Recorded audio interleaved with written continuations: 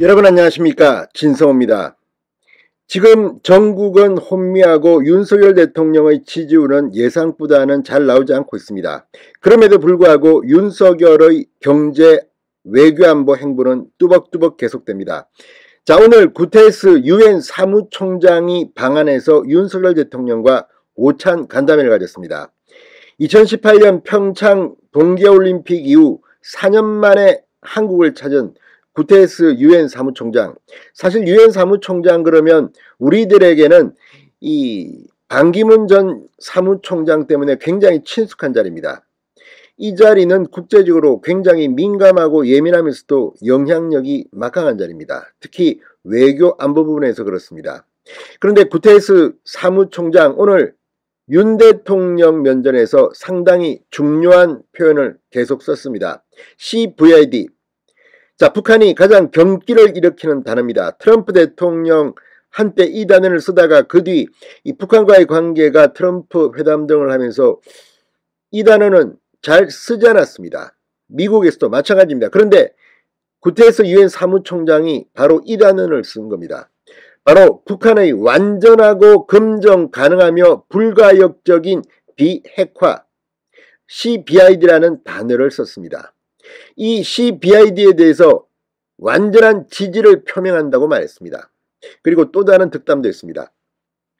자, 지금 이 박진 외교부 장관이 중국을 방문한 뒤 지금 문재인 정권 때 중국과 이면 합의가 있었던 게 아니냐, 이런 의혹이 지금 제기되고 있습니다. 사드 문제라든지 중국 앞에만 서면 벌벌 떠는 문재인 정권, 특히 문재인 전 대통령이 중국을 갔을 때 혼밥했던 기억 여러분 나십니까? 뭐 중국 서민들의 뭐 문화체험도 아니고, 아무튼 그때 중국의 박대를 받았다, 오죽했으면 혼자 계속 밥을 먹었느냐는 비판을 들었는데, 그때 이 사드 문제 등과 관련해서 삼불 일한 이런 게 있었는데, 이거에 대해서 오늘도 국민의힘 외통위 위원들이 긴급 성명을 내게 됐습니다. 이런 가운데 방한한 이 구테스 유엔 사무총장의 발언이 지금 윤석열 대통령에게는 큰 힘이 되고 있습니다. 진성호의 융단 폭격 시작합니다. 문재인 전 대통령과 김정은을 융단 폭격합니다. 방송에 앞서 아직 진성호 방송에 구독자가 아니신 분은 붉은색 구독 버튼 눌러주십시오. 더 좋은 방송으로 보답하겠습니다.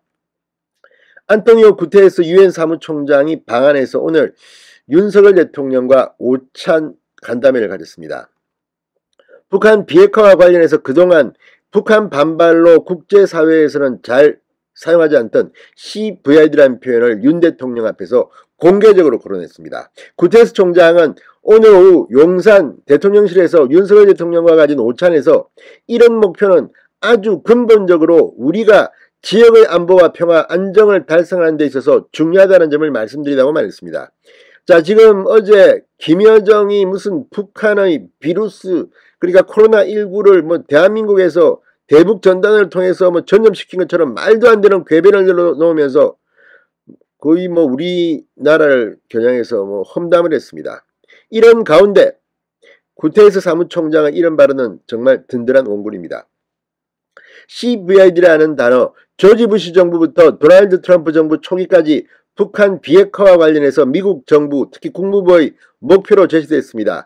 2018년 싱가포르 미북 정상회담 이후 북한이 거부감을 표하자 한때 최종적이고 완전하게 검증된 비핵화 FFVD라는 표현으로 대체되기도 했습니다. 그러나 2019년 하노이 노딜이 된 뒤 북한이 전술핵 개발에 매진하고 핵실험을 하고 도발을 하는 등 지금 이런 기조를 이어가면서 이제 분위기가 달라졌습니다. 그리고 윤석열 대통령이 취임하면서 이제 북한에 대해서 CVID라는 말을 유엔 사무총장이 당당하게 쓰게 된 겁니다. 미 국무부도 올해 4월 CVID 관련 정책 변화가 없다는 점을 재확인한 바 있습니다. 구테스 총장은 유엔은 항상 한국 국민, 한국 정부와 연대하고 함께할 것이다.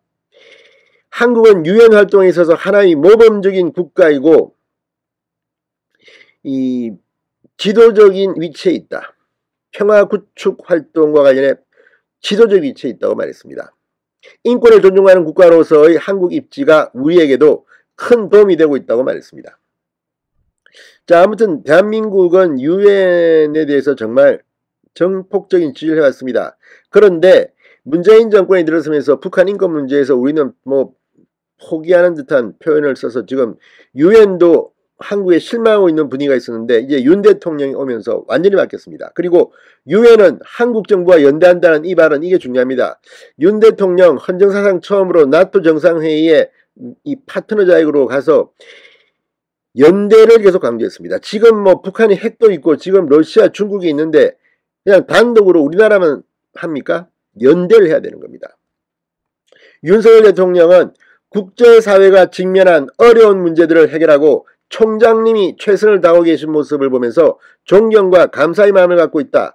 전 세계가 직면한 많은 어려운 문제의 해결 방향에 대해서 구태서 총장님의 경륜에 기초한 의견을 많이 듣고 싶다. 자, 아무튼 오늘 유엔 사무총장의 방한 그리고 윤 대통령과의 오찬 상당히 중요한 시기에 이루어진 것 같습니다. 자, 지금 이 중국의 이 삼불 일한 주장 때문에 지금 여의도도 시끌시끌합니다. 오늘 국회 외통위 소속 국민의힘 의원들이 사드와 관련해서 이 중국의 삼불 일한 주장은 사드 운용은 국가안보와 국민의 생명을 보호하기 위한 대한민국의 안보주권 사안이다. 중국의 일방통행식 외교 행태의 방향전환을 강력히 촉구한다. 그리고 문재인 정권에 대해서 중국과 이면 합의나 약속이 있었는지 국민께 제대로 밝혀야 한다고 촉구했습니다. 이런 타임에 딱 유엔 사무총장이 와서 CBI들을 말했습니다. 아무튼 윤 대통령 이제부터 지지율이 올라가는 일만 남은 것 같습니다. 진성호의 융단 폭격이었습니다. 여러분 감사합니다.